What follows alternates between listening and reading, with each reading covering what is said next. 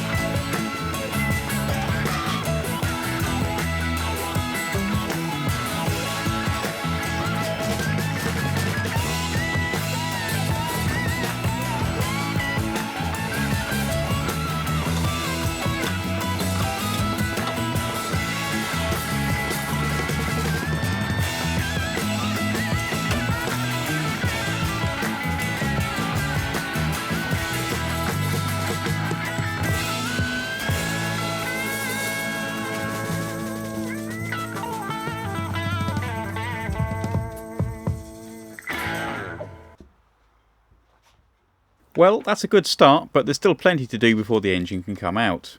This bit of wiring runs along the cross member and goes on to feed the lighting. To keep it safe, I'm just going to coil it up in the inner wing.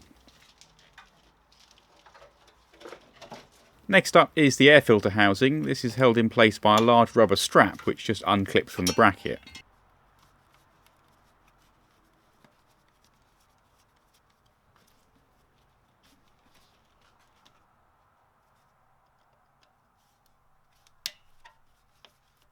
And with the connections on the carb end removed, the whole assembly can then be extricated. This is a water hose which connects onto a manifold under the carb.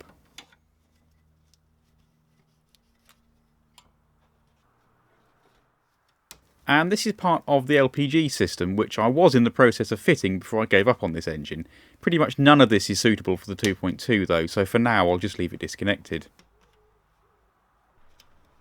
I want to remove the carb to make it easier to lift the engine out, so the choke cable here needs undoing. This tiny E-clip holds the outer sleeve in place, and then the inner cable can just be wiggled off.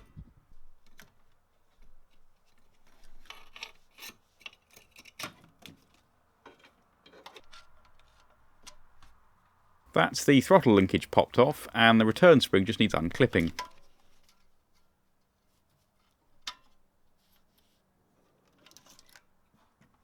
The throttle cable itself needs feeding back through the linkage in order to be released.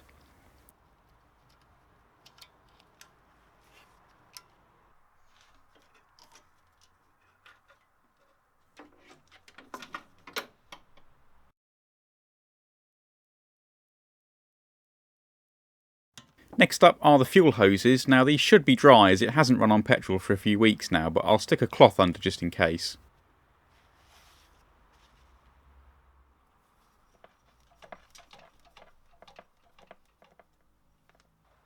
The carb is held in place with a nut either side.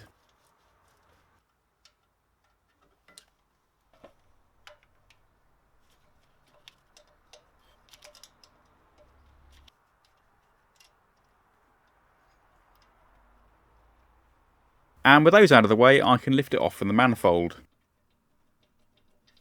The piece on the top with the hose is also part of the LPG system.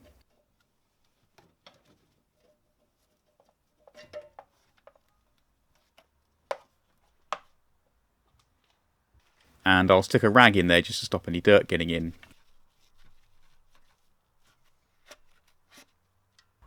With this being a late model 1.7, it has all this paraphernalia up on the bulkhead with a plethora of air hoses, none of which are needed on the new engine.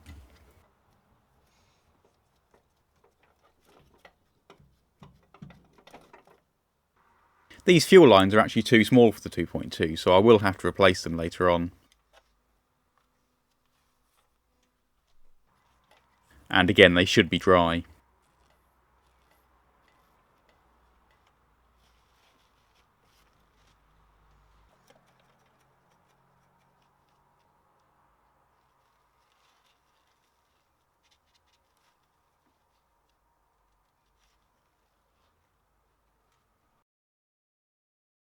And with the crankcase breather out of the way, the cooling hoses are up next.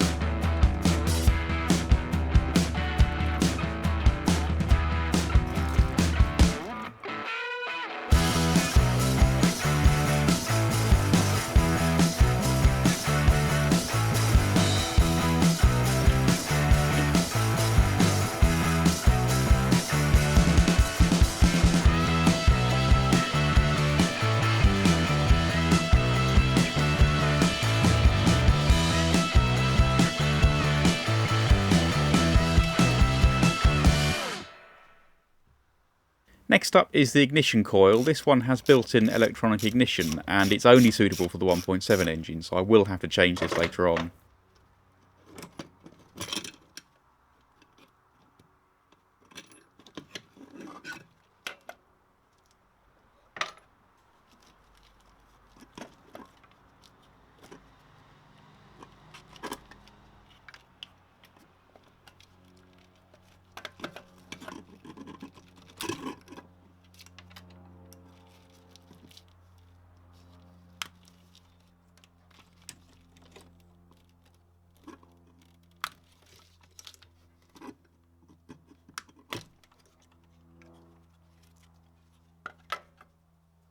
And the Wago connector there was just a quick way of picking up a signal wire for the LPG system.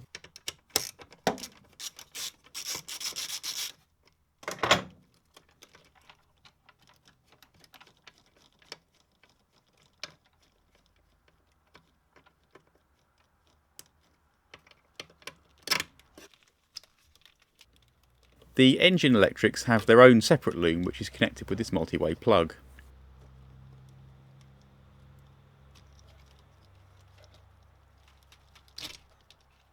The final bit of wiring is the main battery cable, and because of the thumb screw terminals that Renault used, it's simply a case of undoing it by hand. Next up is the clutch cable. This is held on with a 10mm nut.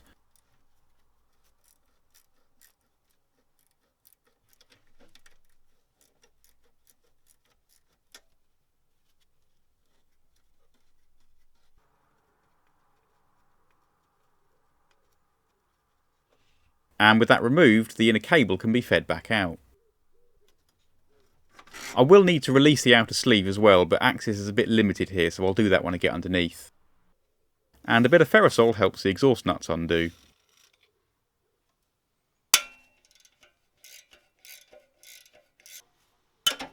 I will actually need to change the whole exhaust system, as believe it or not, nothing is the same. My main goal now though is just to get this engine out, so I'll worry about that later on.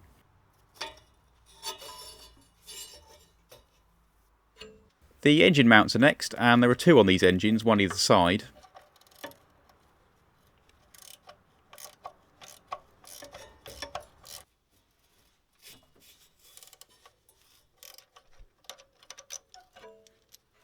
The positions are identical between the various engines, and it's just the aluminium brackets which are specific to each one.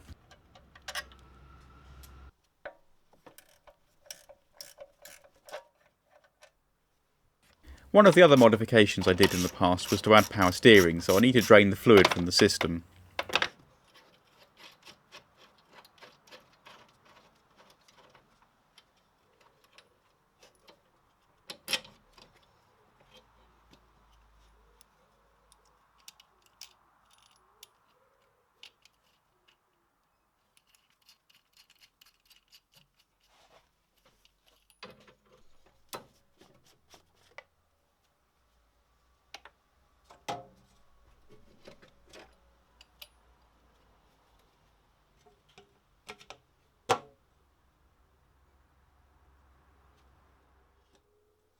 Hopefully I can reuse this, so I'll keep it safe and make sure it doesn't get contaminated.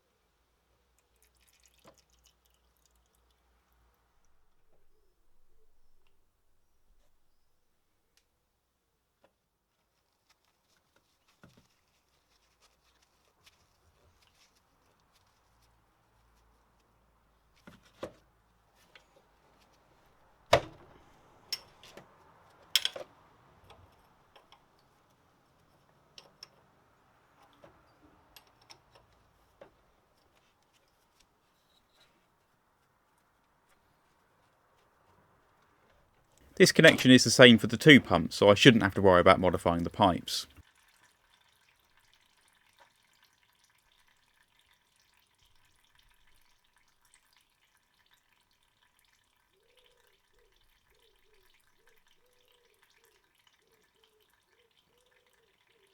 And I've wrapped the end here in a bag just to catch any dregs.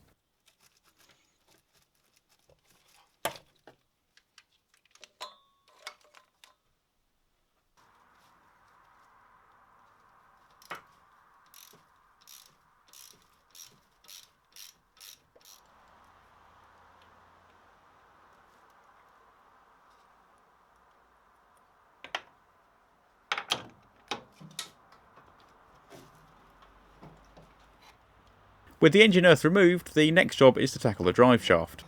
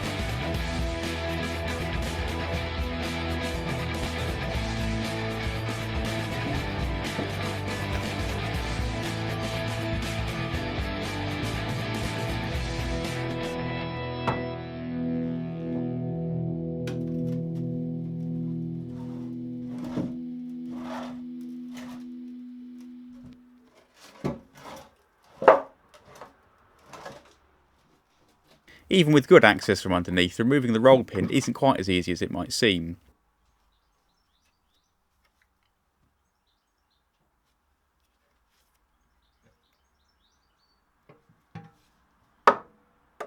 What you really need is an extra long punch tool, which I don't have.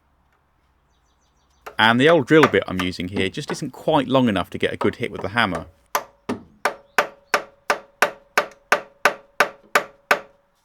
But I've got an idea.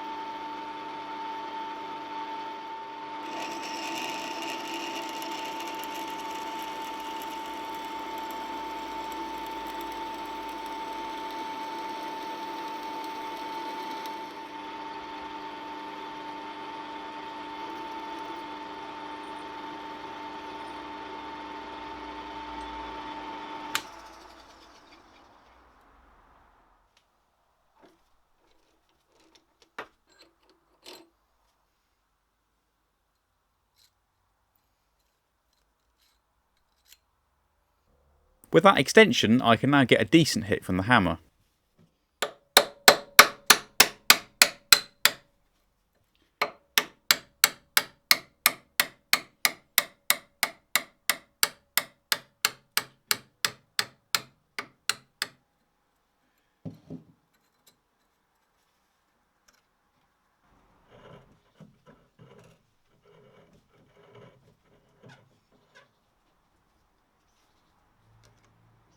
I'm doing it this way because I don't want to knock the pin through completely and lose it down the pit.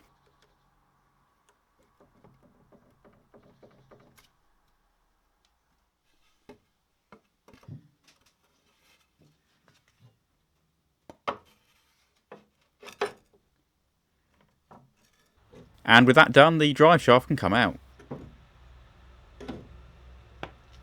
Next up is the speedo cable. This is held into the gearbox with this black plastic clip. To release it, you just press the two tabs together and pull firmly. And now I've got access from underneath, I can finish off removing the clutch cable. The bracket which holds the outer sleeve is held on with two bolts which fix onto the casing.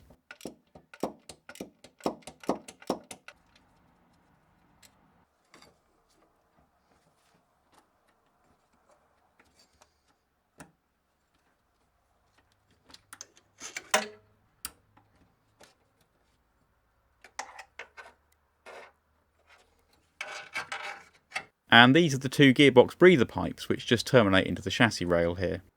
Next up is the rear mount. This, along with the two engine mounts, is all that supports the powertrain.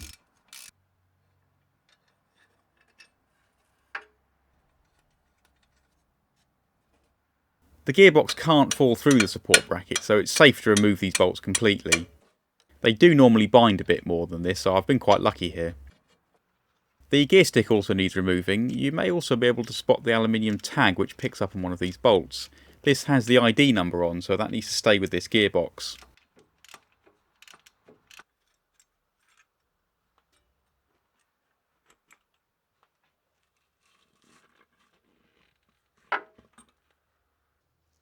And this long spring just provides a bit of extra force on the selector arm.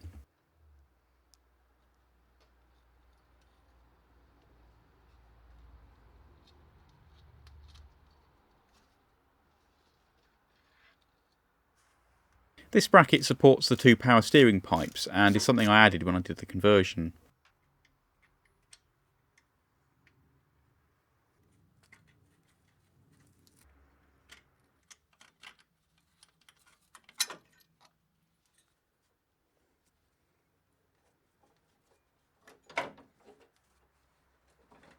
I shouldn't need to remove these pipes, as long as they're pushed out of the way so they don't foul anything.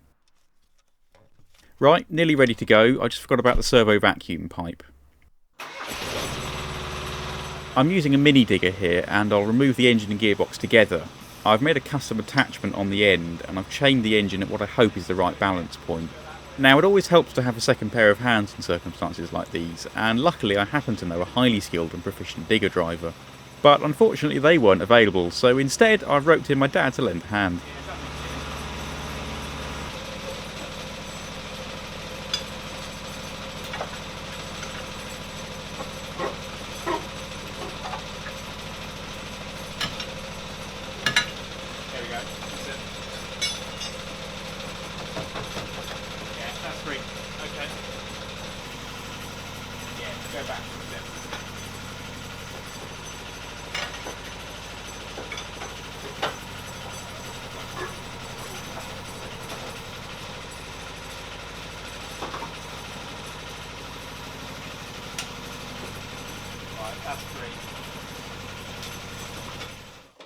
To help clear the gearbox, I'm going to remove this engine mount as well to make a bit more room.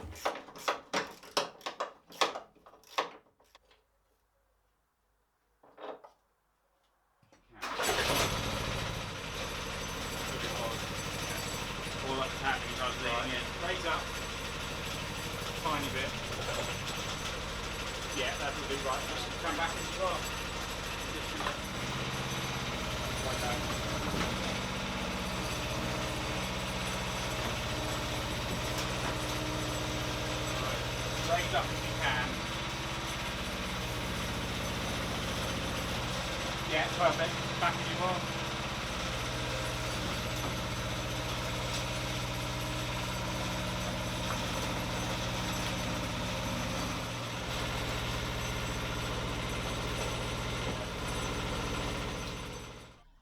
Well, that's major progress, but there's still quite a lot of work to do before the new engine can go in. So join me in part 6 when I tackle the electrics, sort out a few brackets, and go on the scrounge for some missing parts. Oh, look at that!